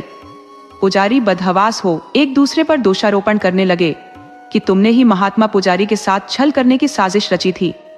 वह आपस में झगड़ने लगे। उनके झगड़े सार्वजनिक हो गए। धीरे धीरे सभी को पता चल गया कि पुजारी निर्दोष था। उसे नगर के बड़े मंदिरों के पुजारियों द्वारा साजिश के तहत फंसाया गया था। उधर वह स्त्री मंदिर के पास रह रहे एक चरवाहे के साथ अपना टांका फंसा ली थी। वह रोज रात में चरवाहे से मिला करती तो चरवाहा खुशी में उसे दूध पिलाया करता।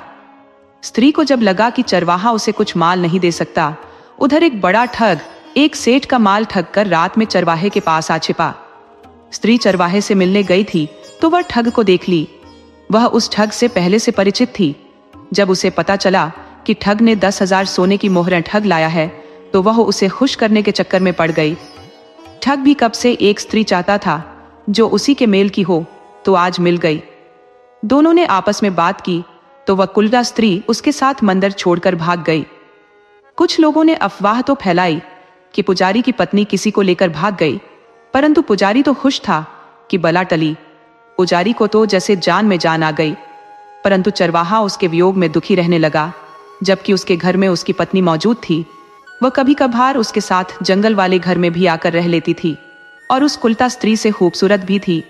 परंतु लंपट पुरुष को अपनी पत्नी से कोई प्यार नहीं रहता है। ये देखने में आता है कि मनुष्य अपने स्वभाव के अनुसार ही पत्नी चाहता है और उसे अपनी पत्नी से अच्छा दूसरे की स्त्री लगती है। उधर बदचलन स्त्री ठग के साथ चली गई, परंतु उसका भी मन चरवाहे में लग गया था। वह उसे देखे बिना रह ही नहीं सकती थी। चरवाहे जैसा सुख ठग नहीं दे पा रहा था। कुलटा स्त्री को अपने शारीरिक सुख से मतलब रहता है, उसके लिए वह किसी भी हद तक जा सकती है। तो कभी कभार वो चरवाहे से मिलने आने लगी। ठग को बड़ी मुश्किल से पत्नी मिली थी। उसे अब किसी हाल में छोड़ना नहीं चाहता था। वो कम शातिर नहीं था। उसने पता लगा लिया कि ससुरी का चक्कर चरवाहे से चल रहा है, तो वह चरवाहे की स्त्री को ही अपने चंगुल में फंसाने के चक्कर में पड़ गया। वो चरवाहे की स्त्री को बड़े बड़े तोहफे देने शुरू किए और गहनों से लाद देने का आश्वासन देने लगा, परंतु इसके लिए शर्त रख दी कि मेरे साथ भाग चलो। संयोग देखे कि बदचलन स्त्री भी चरवाहे से बोली कि तुम दायन का साथ छोड़कर मेरे साथ भाग चलो, हम कहीं दूर देश चलकर जीवन बसर करेंगे। उधर ठग किसान की स्त्री से बोला कि अपने मूर्ख गमवार पति को छोड़कर मेरे साथ भाग चलो, मैं तुम्हें रानी बनाकर रखूंगा। दोनों एक ही रात 5 मिनट आगे पीछे भाग लिए। चरवाहे ने जहां घर के सारे पैसे ले रखे थे, वहीं चरवाहे की स्त्री ने सारे गहने ले लिए थे और ठग के साथ भाग रही थी और चरवाहा ठग की स्त्री के साथ भाग रहा था। संयोग से सभी की मुलाकात नदी के किनारे हो गई। चरवाहे ने पत्नी से बोला, अरे तुम कहां? स्त्री बोली, वही बात मैं तुमसे पूछना चाहती हूं, तुम कहां? ठग ने अपनी स्त्री से बोला, अरे तुम कहां? तब ठग की स्त्री बोली, अपना अपना धंधा है, अपना रोजगार है। उसने अपने पति को इशारा किया। दोनों ने मिलकर चरवाहे को नदी में फेंक दिया। चरवाहे की स्त्री अभी गफलत में थी कि चलो अच्छा हुआ, मूर्ख पति से पिंड छूटा, अब मैं इस धनवान के साथ मजे से रह सकूंगी। ठग ने चरवाहे की पत्नी के गहने और चरवाहे के पैसे लेकर पत्नी के साथ जब भागने लगा, तब चरवाहे की स्त्री का धन और गहनों का नशा उतर गया। न तो वह ठग उसके साथ रहा, न पति। वो अपने पति को बचाने के लिए पानी में कूद गई, परंतु दोनों बच न सके। वह पानी में बहते जा रहे थे तथा अपनी गलतियों के लिए एक दूसरे से क्षमा मांग रहे थे। आगे नदी में एक भंवर आया और दोनों उसी में समा गए। ठग ने चरवाहे की पत्नी के गहने और चरवाहे के पैसे लेकर पत्नी के साथ कुछ दूर आगे बढ़ा। जहां नदी में पानी कम था, वो कुलटा पत्नी के साथ नदी पार कर उस पार चला गया, परंतु पहले से घात लगाए एक बाघ ने दोनों को मार डाला। इस तरह उन्हें अपनी करने का फल मिल गया था। पुजारी ने कहा भी था कि तुझे दर्दनाक मौत मिलेगी। उसके संपर्क में जो जो आ गए, उन्हें मौत मिली। इधर पुजारी केशव को फिर से नगर के लोग आदर सत्कार देने लगे थे। फिर से पुराने मंदिर पर भीड़ जुटने लगी थी। उनमें से एक भक्त ने पुजारी से पूछ लिया, आपने पूर्व जन्म में ऐसी कौन सी गलती कर दी थी कि आपको अपमान सहना पड़ा, बदचलन स्त्री से ब्याह करना पड़ा? पुजारी बोले, प्रभु की लीला है, इसमें भला मैं क्या कह सकता हूं। तब उस भक्त ने कहा कि आप बेशक एक पुजारी हो, परंतु आप एक सिद्ध संत भी हो। आपको सब पता है। कृपया आप बताइए कि किस गलती के कारण आपने अपमान सहा और आपकी कुलटा स्त्री से शादी हुई। तब पुजारी ने कहा कि जब नहीं मानोगे तो बताना ही पड़ेगा। वह स्त्री पिछले जन्म में एक वेश्या थी और ठग उसका ग्राहक। परंतु ठग पिछले जन्म में भी एक ठग ही था। एक दिन ठग ने वेश्या को समझाया कि यह पाप कर्म कब तक करती रहोगी, बूढ़ी होने पर बड़ी जिल्लत झेलनी पड़ेगी। तुम मेरे साथ चलो, तुम्हें पत्नी बनाने को तैयार हूं। वो ठग के साथ चली गई, परंतु उसने अपना धंधा बंद नहीं किया।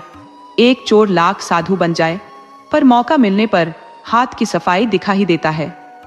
ठग के जाने के बाद वह कई पुरुषों से मिला करती। उस जन्म में भी मैं एक मंदिर का पुजारी था। वो एक रात एक प्रेमी के साथ मंदिर में रहने का आसरा मांगी।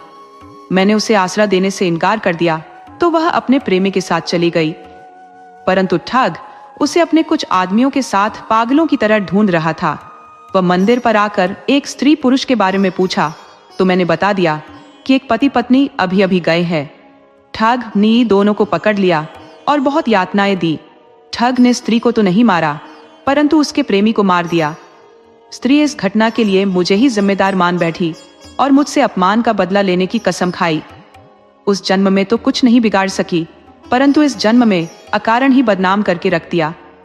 साधु संत को किसी भी लफड़े में नहीं पड़ना चाहिए, वरना एक साधारण सी गलती के लिए कई बार जन्म लेकर आना पड़ता है।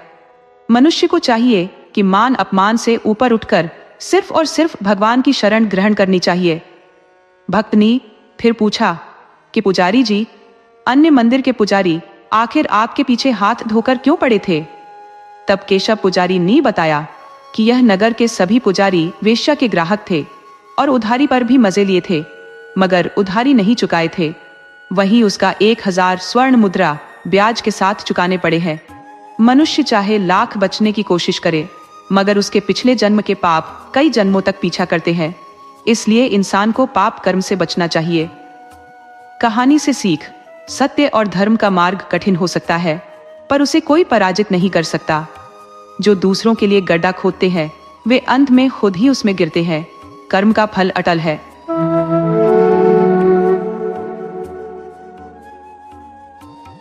बहुत समय पहले की बात है। एक छोटे से गांव में एक मछुआरा अपनी जीवन संगिनी के साथ रहता था। मछुआरे का नाम रामू था और उसकी पत्नी का नाम माया था। रामू और उसकी पत्नी दोनों ही शिव जी के पक्के भक्त थे। वे भगवान शिव को बहुत मानते थे और हर दिन उनकी पूजा पाठ किया करते थे। रामू जब भी मछलियां पकड़ने के लिए जाता था, तो सबसे पहले मंदिर जाकर भगवान शिव को माथा टेकता था और उनके दर्शन करके ही निकलता था। माया भी सुबह उठकर अपना आंगन साफ करती, फिर नहा धोकर मंदिर जाती। शिवलिंग पर जल चढ़ाना उसका रोज का नियम था। गाय को आटे की लोई बनाकर खिलाना और चिड़ियों को दाना डालना भी उसके नित्य कर्म में शामिल था। इसके बाद ही वह अपने घर के दूसरे कामों में लगती थी। इस तरह से रामू और माया का जीवन बस जैसे तैसे चल रहा था। रामू वैसे तो बहुत गरीब था बेचारा, लेकिन फिर भी पति पत्नी अपनी गृहस्थी में खुश थे। रामू मछलियां पकड़कर लाता और उन्हें बेचकर अपने घर का गुजारा कर रहा था। दोनों पति पत्नी में आपसी तालमेल भी बहुत अच्छा था। वे दोनों बहुत प्यार से और खुशी खुशी अपनी गृहस्थी की गाड़ी खींच रहे थे। एक बार की बात है, रामू की पत्नी माया को तेज बुखार हो गया। रामू ने आसपास के छोटे मोटे हकीमों से माया का इलाज करवाया, लेकिन उसका बुखार उतर नहीं रहा था। माया के बुखार से रामू अब परेशान रहने लगा, क्योंकि गृहस्थी की गाड़ी दोनों पति पत्नी से ही चलती है। अब रामू के पास इतने पैसे भी नहीं थे कि वह अच्छी तरह से अपनी पत्नी का इलाज करवा सके। इसी तरह जैसे तैसे उनकी जिंदगी चल रही थी। एक दिन रामू सुबह उठा। उसने अपनी पत्नी के सिर पर हाथ रखा तो देखा उसकी पत्नी माया को अभी भी बुखार था। रामू ने अपना मछली पकड़ने वाला सामान उठाया और नदी पर मछली पकड़ने के लिए चल पड़ा। वह यह सोच रहा था कि आज जो भी मछलियां पकड़ लेगा, उन्हें बेचकर वह अपनी पत्नी के लिए खाने के लिए कुछ और दवाइयां लेकर आएगा। वह अपनी नदी पर पहुंचा। नदी पर पहुंचकर रामू ने नदी में जाल डाल दिया और मछली के फंसने का इंतजार करने लगा। तभी वहां पास में ही एक और मछुआरा नदी के बीच में जाल डालकर मछली पकड़ रहा था। रामू को देखकर उस मछुआरे ने कहा, बाबा, किनारे पर बैठकर बड़ी मछली नहीं मिलेगी। इसके लिए तो तुम्हें नदी के बीचों बीच आना पड़ेगा, तब जाकर हो सकता है कोई बड़ी मछली आपके जाल में फंस जाए। रामू उस मछुआरे की बात सुनकर कहने लगा, नहीं बेटा, न तो मेरे पास नाव है और न ही मेरे शरीर में अब इतनी ताकत है जो मैं नदी के बीचों बीच जाकर मछली पकड़ सकूं। मैंने तो अब सब कुछ भोलेनाथ के ऊपर छोड़ दिया है। उसने चाहा तो मुझे बड़ी मछली यहीं पर मिल जाएगी। दूसरा मछुआरा रामू की बात सुनकर उसका मजाक उड़ाते हुए बोला, तो फिर बैठे रहो बाबा नदी के किनारे पर, जो भगवान भोलेनाथ तुम्हारे लिए बड़ी मछली वहीं पर भेजेंगे। ये कहकर वह दूसरा मछुआरा जोर जोर से हंसने लगा। लेकिन रामू ने उसकी बात का बुरा नहीं माना और चुपचाप मन ही मन अपने भोलेनाथ को याद करने लगा और मछली पकड़ता रहा। काफी देर इंतजार करने के बाद रामू ने अपने जाल को बाहर खींचा। रामू को जाल अपना काफी भारी लग रहा था। उसे लग रहा था जैसे कोई बड़ी मछली फंसी हो। लेकिन जैसे ही रामू ने जाल को बाहर निकाला, रामू का सारा जोश ठंडा पड़ गया, क्योंकि जाल में मछली तो क्या, एक घोंघा तक नहीं फंसा था, बल्कि जाल में ढेर सारा कचरा फंसा हुआ था। यह देखकर दूसरा मछुआरा जोर जोर से हंसने लगा और बोला, अरे बाबा, आज तो आपके हाथ बहुत बड़ा खजाना लग गया।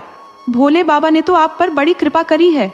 इसी तरह अगर तुम्हें रोज खजाना मिलता रहा तो एक दिन तो तुम बाबा बहुत जल्दी बहुत बड़े आदमी बन जाओगे। अब रामू ने उस मछुआरे की बात को अनसुना कर दिया और उस पर बिल्कुल भी ध्यान नहीं दिया। बस मन ही मन बोला, हे प्रभु, कैसे कैसे लोग बनाए हैं तूने दुनिया में। जो नदी हमें पानी पीने के लिए देती है, खाना खाने को देती है, लोग उसमें न जाने क्या क्या गंदगी डाल देते हैं। उसके बाद रामू ने फिर से भगवान का नाम लेकर जो जाल नदी में डाल दिया और मछली फंसने का इंतजार करने लगा। काफी देर बैठे रहने के बाद रामू ने फिर से जाल को बाहर निकाला और देखा तो उसके जाल में छोटी छोटी मछलियां फंस गई थी। सुबह से मेहनत करने के कारण रामू का बूढ़ा शरीर काफी थक गया था, इसलिए जितनी भी मछलियां फंसी थी उनको लेकर अब बाजार की तरफ चल दिया था, क्योंकि उसे अपनी पत्नी की भी चिंता हो रही थी। रामू और उसकी पत्नी के कोई संतान नहीं थी, तब भी रामू भगवान को कोई दोष नहीं देता था और न ही भगवान की पूजा करनी उसने छोड़ी थी। उसका भगवान पर अटूट विश्वास था कि यह भी कोई कारण होगा जिसने भगवान ने हमें संतान नहीं दी। वे दोनों पति पत्नी अपने एक साथ में खुश थे, एक दूसरे की बहुत फिक्र किया करते थे। आज भी रामू को अपनी पत्नी की बहुत फिक्र थी। तब वह बाजार की तरफ उन मछलियों को लेकर चल दिया कि उनको बेचकर कुछ पैसे कमा सके। दिन भर रामू ग्राहकों का इंतजार करता रहा। कहते हैं ना, भगवान भी भक्त की परीक्षा लेते हैं, और इसी तरह पूरा दिन बीतने को आया, मगर रामू की छोटी मछलियां होने के कारण उसे मछली खरीदने के लिए कोई भी नहीं आया। उसके पास कोई ग्राहक नहीं था। आसपास जो मछुआरे मछली बेच रहे थे, उनके पास तो बड़ी बड़ी मछलियां थी। उनकी सारी मछलियां देखते ही देखते बिक गई। लेकिन रामू बैठा सोच रहा था कि अब तो शाम होने को आई और बाजार भी बंद होने वाला है, लेकिन अभी तक मेरे पास एक भी ग्राहक नहीं आया। सोचा था अगर ये मछलियां बिक जाएंगी तो थोड़े से पैसे मिल जाते तो अपनी पत्नी के लिए खाना और कुछ दवाइयां ले जाता। बेचारी माया भूख से तड़प रही होगी। अभी रामू यह बात सोच ही रहा था, तभी एक आदमी आया और रामू से बोला, बाबा, ये मछलियां कितने की बेच रहे हो? रामू ने उसकी बात सुनकर कहा, बेटा, इन मछलियों की कीमत 50 रुपये है, लेकिन मैं यह तुम्हें 50 रुपये में दे दूंगा। रामू की बात सुनकर वह आदमी बोला, बाबा, 50 रुपये तो ज्यादा है, मैं तो इनके केवल 10 रुपये ही दे सकता हूँ। और वैसे भी बाजार तो बंद होने वाला है, अब कोई तुम्हारी मछलियां खरीदने तो आने से रहा? इससे पहले ये मछलियां खराब हो जाए, इन्हें तुम मुझे 10 रुपये में बेच दो। रामू उसकी बात सुनकर दुखी हो गया, लेकिन फिर उसने 10 रुपये में मछलियां उस आदमी को दे दी। तब तक बाजार भी बंद हो गया था। रामू ने अपनी दुकान समेटी और अपने घर की तरफ चल पड़ा। उसके मन में उसकी पत्नी की चिंता चल रही थी। वह मन ही मन चिंतित हो रहा था। अब भी रामू थोड़ी दूर ही चला था कि उसे एक पेड़ के नीचे एक महात्मा जी बैठे हुए नजर आए। महात्मा ने रामू को अपने पास आने का इशारा किया। रामू उस महात्मा के पास पहुंचा और उन्हें हाथ जोड़कर नमस्कार किया। महात्मा ने रामू से कहा, बेटा, मुझे बहुत भूख लगी है, क्या तुम मुझे कुछ खिला सकते हो? रामू ने बड़े ध्यान से महात्मा की तरफ देखा। महात्मा जी को देखकर रामू को लग रहा था कि जैसे महात्मा जी बहुत पहुंचे हुए हैं। उनके मुख पर एक अलग ही तेज था। वह बोला, हाँ हाँ बाबा, क्यों नहीं, आप रुकिए, मैं देखता हूं। ये कहकर रामू पास वाली दुकान पर चला गया और महात्मा जी के खाने के लिए सामान लेकर आ गया। और वापस आकर उसने खाने का सामान महात्मा जी को दे दिया और फिर बोला, बाबा, आप इसे खा लो, आपकी भूख मिट जाएगी। महात्मा जी ने रामू से पूछा, बेटा, तुम अपने बारे में कुछ नहीं बताओगे कि तुम कौन हो और कहां से आए हो? तब रामू ने अपने बारे में महात्मा जी को सब कुछ बता दिया। महात्मा जी समझ गए। वे महात्मा जी के भेष में स्वयं भोलेनाथ थे। भगवान भोलेनाथ तो अपने भक्तों को हमेशा मदद करने आते हैं, जो सच्चे और सच्चे हृदय से भगवान को बुलाते हैं। आज रामू बहुत परेशान था।